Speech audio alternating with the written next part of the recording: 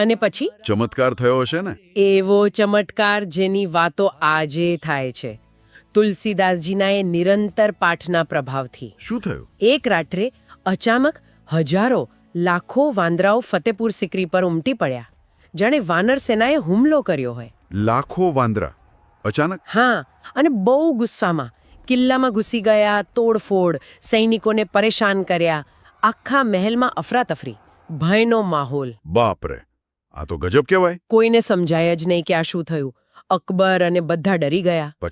પછી એના સલાહકારોએ સમજાવ્યું કે જહાપના, આ પેલા સંતનો જ પ્રતાપ લાગે છે, આ હનુમાનજીની સેના હોઈ શકે. અકબરને ભૂલ સમજાઈ હશે. તરત સમજાઈ ગઈ. એણે તાત્કાલિક તુલસીદાસજીને માનભેર મુક્ત કરવાનો હુકમ આપ્યો, એમની માફી માંગી. વાહ, આ છે ભક્તિની શક્તિ. ભક્તો તો દ્રઢપણે માને જ છે કે આ હનુમાનજીની કૃપા અને ચાલીસાના પાઠનો જ ચમત્કાર હતો.